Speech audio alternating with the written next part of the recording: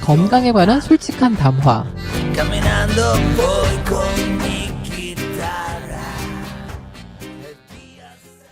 실온에서 딱딱하게 굳는 포화지방과 달리 불포화지방은 상태가 액체다라는 게 특징이고, 참기름, 들기름, 콩기름, 카놀라유, 올리브유, 식용유 등 푸른 생선, 불포화지방이 풍부한 식품이다. 그리고 저희가 그 일전에 육류 얘기하면서 오메가3, 오메가6 뭐 이런 얘기 해드렸잖아요. 자, 그래서 불포화지방에는 이 오메가3 많다, 뭐 이렇게 알려져 있나요? 이왕이면 오메가3가 많이 들어있는 지방산으로 섭취하시는 게 유리하지 않을까, 뭐 이런 생각 드네요. 지방을 대부분 구성하는 성분, 지방산에 대해서 얘기를 해보고 있는데요. 그 트랜스 지방이라는 게 있던데 그게 뭔가요? 트랜스 지방이라고 하면은요, 예를 들면 마가린이라던가 아니면 쇼트닝이라던가 이제 원래는 액체로 존재를 해야 되는데 이거를 고체화시키다 보니까 이제 수소를 집어넣어요. 아, 고체화 시킬 때 수소를 사용하는군요. 예. 네. 그래서 그렇게 만들면서 이제 트랜스 지방이 만들어진다고 합니다. 네. 트랜스 지방을 만드는 이유가요, 식물성 기름으로 하면 몸에 좋긴 한데요. 이제 문제는 이제 맛이에요. 그리고 바삭바삭한 정도? 이게 동물성 기름을 쓴다던가 아니면은 이제 수소를 넣어서 이제 고체화시킨 트랜스 지방이 들어가 있는 기름을 써야지 훨씬 더 맛있거든요. 그렇죠. 예. 현재로서는 그 미국 FDA에서 이 트랜스 지방이 안 좋다고 해서 이제 오는 2018년 7월 18일 이후에는 트랜스 지방으로 알려진 부분 경화유 사용이 전면 중단되거나 아니면 이거를 사용하려면 별도의 승인을 받아야만 사용할 수 있게 됩니다. 네, 근데 이게 현실적으로 가능한가요? 예를 들어서 마가린과 쇼트닝 자체를 뭐 사용하지 않는다, 뭐 이렇게는 할 수 있지만 특히 과자류 같은 거 있죠? 예. 그리고 팝콘, 자, 이런 것들에 트랜스 지방이 많이 있다, 뭐 이렇게 알려져 있는데 이런 것들은 그럼 뭘로 만들죠? 내년부터 사용하지 못하게 됐으니까 이제 다른 대책을 세워놨겠죠. 요새 분석표, 뉴트리션을 보시면은요, 네. 트랜스 지방 0이라고 써 있는 것들도 많이 보실 수 있을 거예요. 그렇군요. 예, 그러니까 벌써 준비는 다 돼 있다고 볼 수도 있는데요. 이제 과자들이 옛날하고 맛이 조금 바뀌었겠죠, 조금씩. 조금 덜 맛있는 과자가 된다, 뭐 이렇게 예상되나요?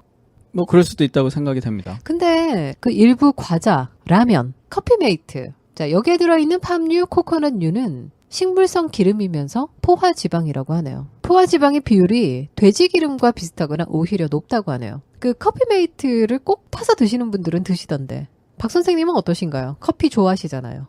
저는 크림을 타서 먹습니다. 네, 그러면은 커피메이트보다는 크림이 나은 건가요? 아무래도 크림은 우유로 만드는 거 아닌가요? 네. 자, 그래서 일단 포화지방은 많이 조심을 해야 된다. 소기름, 돼지기름, 닭껍질, 버터 등이 많이 함유하고 있다, 이렇게 볼 수 있네요. 예, 그렇죠. 근데 이게 요새 와서 다이어트 중에 지방 섭취로 해서 살 빼시는 분들 꽤 많이 있잖아요. 네. 예, 그거랑 연결을 해보면 포화지방이라고 해서 꼭 나쁜 것만 같지는 않고요. 네. 이제 사람마다 좀 다르겠지만 이제 자기가 지방을 얼마나 녹여낼 수 있는지, 그렇죠. 예, 에 따라서 이제 건강에 좋으냐 아니면 나쁘냐가 결정될 것 같습니다. 여러분은 지금 내 몸이 산다 3부 함께하고 있습니다. 기름을 가지고 우리가 미용에 활용할 수 있는 방법들이 좀 있어요. 그래서 제가 참기름 마사지 좀 특이해가지고 이걸 과연 현실적으로 할 수 있을런지 뭐 확실할 수는 없는데, 참기름을 일단 100도 정도로 따뜻하게 데워서요. 끓지 않을까요? 네. 그리고 나서 식힙니다. 약간 그 우리 체온 정도로 따뜻한 정도? 요 정도까지 살짝 이제 식히는 거죠. 자, 그렇게 해서 예. 이 마사지를 아침에 일어나서 머리, 귀, 발바닥, 요거는 이제 기본으로 해줘야 된다고 합니다. 그리고 가끔 시간이 나면 전신을 이 참기름으로. 예. 근데 이거 냄새가 오래 갈 텐데 괜찮을까요? 혹시 100도로 가열하는 이유가 네. 냄새를 좀 날리기 위한 거는 아닐까요, 혹시? 네. 그래서 마사지를 하고 나서 15에서 16분간 그대로 둬야 합니다. 그리고 마른 수건으로 기름을 닦아내고 샤워를 하시면 된다고 하네요. 근데 여기서 또 중요한 게 비누를 사용하지 마라.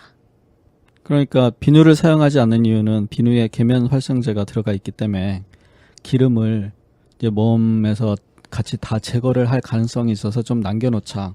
그렇죠. 이런 그런데 의미. 참기름 냄새가 나지 않을까요? 걸어 다니는데 막 참기름 냄새가 나. 사람은 누구나 그만의 향기가 있죠. 저를 위한 향수인가요? 낯선 참기름 냄새가 난다. 뭐 이렇게 되는 거죠. 자, 그리고 이 두발 마사지를 참기름으로 하면 탈모가 줄어들고 비듬이 없어진다. 아, 그런가요? 네. 우리가 뭐 탈모 편에 대해서도 방송을 해드린 적이 있는데 탈모, 그리고 흰머리, 그쵸? 비듬, 두피에 좋은 참기름 관리법. 참기름은 섭씨 100도 정도로 데웁니다. 그리고 체온 정도로 낮춰서 사용을 합니다.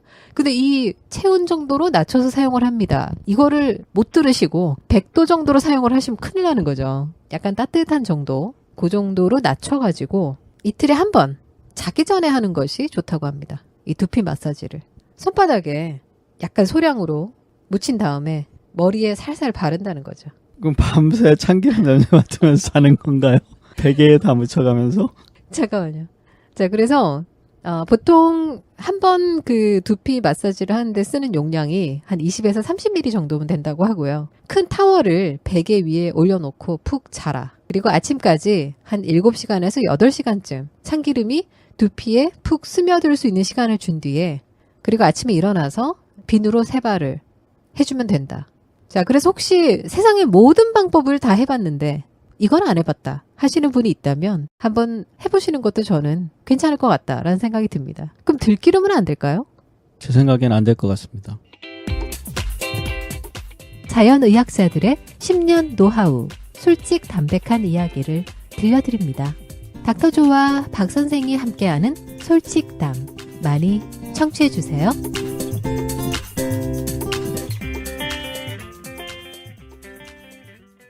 제가 무슨 영화를 보고 그 독립영화였어요.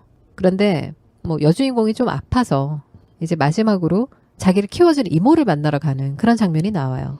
뭐 성인이 돼서 아주 오랜만에 만난 이모가 이 어렸을 때 이 여주인공을 키우면서 좀 몸이 허약해 보인다거나 어디가 아프다 그러면 참기름을 이렇게 떠서 먹였나 봐요. 그래서 오랜만에 만난 조카를 보면서 얼굴이 왜 이렇게 헬스카니 이러고 참기름을 꺼내서 한 숟가락 먹이는 장면이 나옵니다. 이 얘기를 왜 드렸냐면 참기름이 영양이 뛰어나기 때문에 모발에도 좋은 영향을 준다. 뭐 이런 차원에서 참기름으로 마사지를 하면 머리카락에 도움이 된다. 뭐 이런 원리하고 연결이 될 수 있다.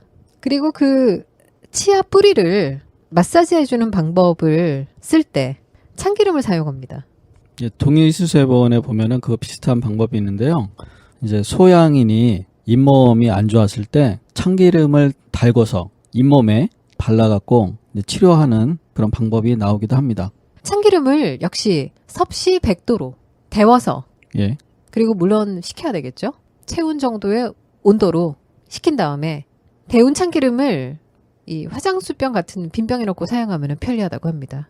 이 한두 방울 정도 집게 손가락 끝에 발라서 잇몸을 마사지 하는데요. 잇몸을 손가락 끝으로 눌러주는 방식으로 하면 된다고 하네요. 그리고 한 부분이 끝나면 또 참기름을 묻혀서 다른 부위로 옮겨서 마사지를 하는 걸로. 이 치육이 약한 부위나 치석이 고여있는 어금니 등은요. 좀 정성껏 해줘야 치조 녹루증을 예방할 수 있다고 합니다.